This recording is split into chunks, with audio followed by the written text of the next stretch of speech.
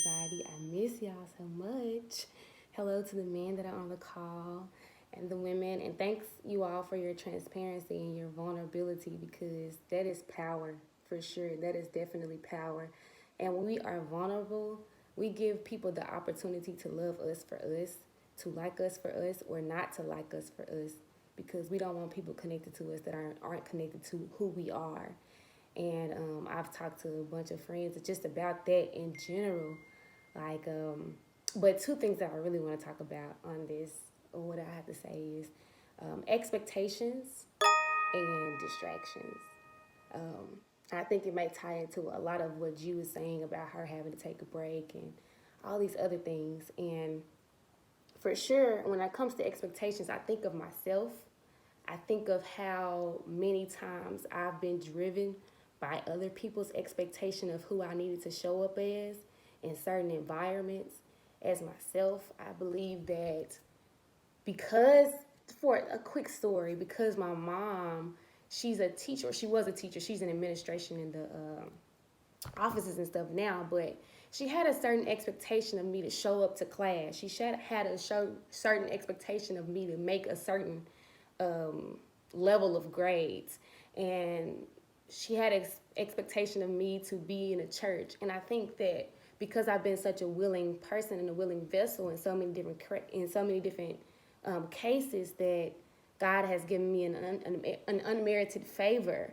But also, I think maybe the negative impact of those expectations, not necessarily from my mother, but because they were instilled in me in such a way, is I've had this thought that I needed to show up almost as a perfect person in a lot of ways and in a lot of environments. And it translated me into asking the question of, why did my friends think that was okay for them to say that about me? And it wasn't anything negative, but for instance, and I'm not gonna say any names, I'm just gonna kind of give a little short background of what I still think about today, and it happened like 2 years ago.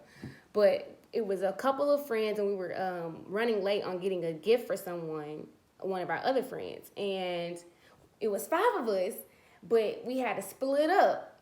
So two friends went that way, and two friends went the other way, and one friend that went the other way was like, "Oh, you can go, Kay. You can hold it down by yourself." And I was like, but why it gotta be me though? Like, why does it always have to be me? So that has always lingered. Even that small little situation has lingered with me about just how am I showing up? How am I showing people to love me? How am I showing how people should care for me? You know? And so sometimes I've been driven by an unhealthy expectation of myself that I thought people wanted me to show up like.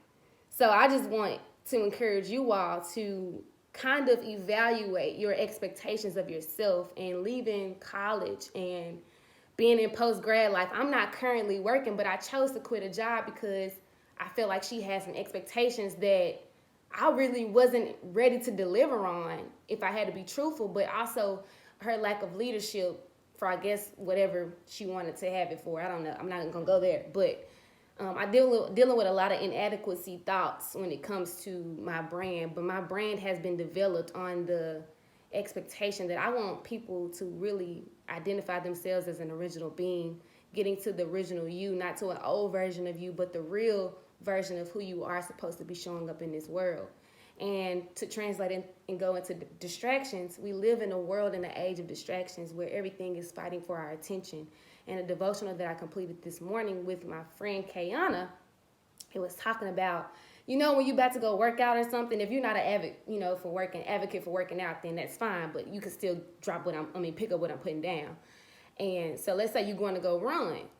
In that run, you trying to make sure you got your AirPods because you don't want your string on your phone getting in your way. You trying to make sure you got maybe something on your arm for your phone to be right there so it won't get in your way. So you're in the scheme of things, you're trying to figure out a way that you won't be distracted or have to stop in the middle of your run to fix something. You don't want your shoes coming untied. You don't want your pants falling. You want your workout to be at the level of that you want it to be without the distractions, without anything getting in your way. And it was just translating into that, to the run of life, or to run well when we were running after Christ, and not to compare ourselves or measure ourselves to someone else or something that they're doing, because most of the times when we're comparing our dark moments or behind the scenes to what we see somebody else is doing and what they're showing us at the time, but they're not always showing us the behind the scenes. So my thing is, for me and my brand, and when I'm always showing up in this, I always want to make it look real,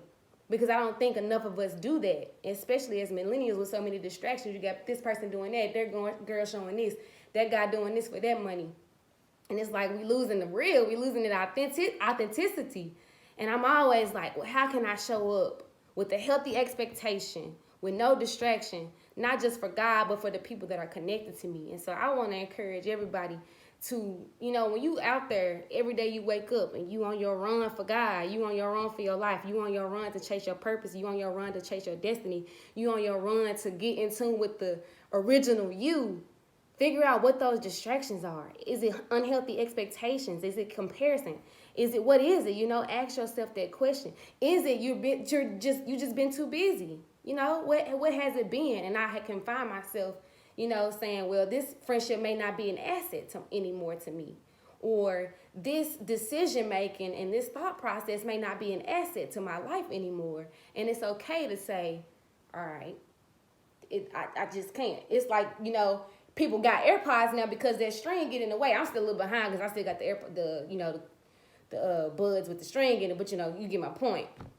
So people are learning ways that they can eliminate distractions so that they can run well. And so if we learn how to eliminate distractions for our run, for our purpose, for our destiny, then will our vision be more clear for who we are. And to speak to what you said about why not you or why me, I heard T.D. Jakes say, sometimes we don't recognize who we are. Sometimes we don't recognize what we are made of. And sometimes it takes somebody else to look at you and say, or put you in a position or something like that to help you see who you are. And the last bit that I want to end on with that right there is when my grandmother was on her deathbed the month before, and she passed away. It was in the matter of 4 weeks after I seen her the last time I seen her. And so I had tussled and I had wrestled with myself, my emotions, and so much was going on inside of me.